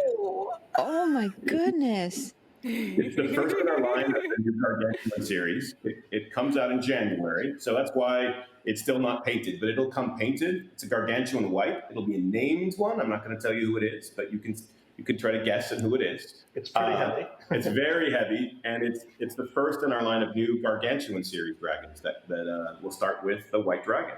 Yeah, we'll probably go through the whole cycle, the color cycle with this, so people can expect the whole series of these. So you're seeing pre-production first, but yeah, you can see a little mini on top. I don't want it to fall, but you can kind of see that's a medium-sized creature. Wow. Yeah. Oh, I love it. So you're saying that Yeah. we'll see all of the colors of dragon come out in that Gargantuan series as well? Eventually, over time, yes. Yeah. Cool. The first thing you see is V held up that adult dragon, the white one. We have the first two coming out in next month, the sapphire and the white. December has the next one. I can tell you it's a black. And then from then on, we're going to have all the chromatics, all the metallics, as well as shadow and everything else you can imagine, including dragon riches. Yes. And the Gargantuan series? Collect these. The Gargantuan series, I can't tell you what's coming with Gargantuan, but next year there may be more than one. The white one for sure comes out in January. There will be additional ones that we will tell you about as time comes on. Cool. Yeah, slight tease there. Yeah. And for the people asking in the chat, the prices for your white and the sapphire, they're $69.99, and the Chardelin is $79.99. And again, check it out on our website. That is shop.whizkids.com if you want to get your pre-orders in for the Sapphire Dragon especially. And with all this new exciting reveals, are there any other releases coming up that you want to hype up? I mean, I'm like taking my credit card out right now and going to buy a horde of dragons, but I need to hear even more. That's great. Justin's going to show you two more. One more thing we have to show you, and I'll tell you one more. So we worked with Wizards of the Coast to actually create a line of two-dimensional minis that'll be called Idols of the Realm. This one comes out in December, right? This is the Abominable Yeti. It's just the same Yeti that we saw in three-dimensional form, now in two-dimensional form. So we're going to come out with an entire line of two-dimensional mini for D&D, and they're going to be called Idols of the Realm. The set for this release, which is the Icewind Dale set, comes out in December. Additionally, because Icewind Dale is so critical to the storyline, and I won't tell you anymore, but we're coming out with 4 houses that are papercraft, so that you can have a little town setting that allows you to actually play and engage, and it'll be the roofs open, they come off, so it'll be very engaging and, good thing, affordable. Yeah. Wow. Yeah. Oh, I love that. The reveals just kept coming during this segment. We thought we were done, and then boom, boom, boom, more and more and more. Right? Thank you guys. You brought us so much exciting stuff. Thank you so much for your time to be here with us and to tell us about these new products. We can't wait to get our hands on them. And now we are going to have to say goodbye to our friends from WhizKids, but don't worry, because we will be coming up with a game with Deborah Ann Wall as the DM. That's also going to feature Sam Richardson, Janina Gavankar, Amy Acker, Matthew Lillard, Jay Ellis, and of course, like I said, the DM, Deborah Ann Wall. So don't forget, during that and in between on the break, you can visit dndlive2020.com and donate to Red Nose Day. Remember that Dungeons & Dragons is matching up to $125,000. Mika, this has been a whirlwind of new stuff. Are you excited? I'm excited. I'm exhausted. I'm going broke all at the same time. This has been such an amazing day of D&D already. And like we said, that's the point of D&D Live Roll with Advantage. We're celebrating D&D and we're celebrating this awesome community and dragons. Did you see those dragons? I sure did. I can't wait to see more. And you'll see more of us as well. We'll be back at the end of the day to talk and geek out even more. But right now, let's get right into that game. We'll see you soon. Bye, guys. 26% of our population lives in poverty. Of the 10 largest cities in the United States, we have the highest poverty rate. These are tremendous, tremendous challenges that we face here. And we are committed to change that trajectory. Without the support of Red Nose Day, we wouldn't be here. Hundreds and hundreds and hundreds of homeless and runaway young people wouldn't have a place to turn. So she came to us probably a month or two ago. We have a limited number of beds for moms with children, and initially she didn't get one of those beds. Before I came here, I was homeless, basically. I didn't have nowhere to go. I was going from shelter to shelter. I started off in West Philly in a women's shelter. So when I came downtown and they seen what I was going through, because they seen me coming in there, in and out, they told me about the Covenant House. So at Covenant House, Pennsylvania, we serve runaway, homeless, and trafficked youth. But every one of these young people has a couple things in common. One is that they are filled with potential. We believe pretty strongly that the way to help youth overcome a traumatic past is to develop relationships with them that are supportive and that are safe. I had got my stuff stolen when I went to my first shelter, and it was hard for me because I didn't have nowhere to go. I didn't know what to do. They just told me to leave. When I came here, it was like they gave me steps on what to do. Like, we have to invest in and support these young people. If we don't catch them now, if we don't serve them now, this is a generation of young people who are lost to the streets, and that's not okay. This year, with the support of Red Nose Day, Covenant House will serve 7,500 young people in 24 cities.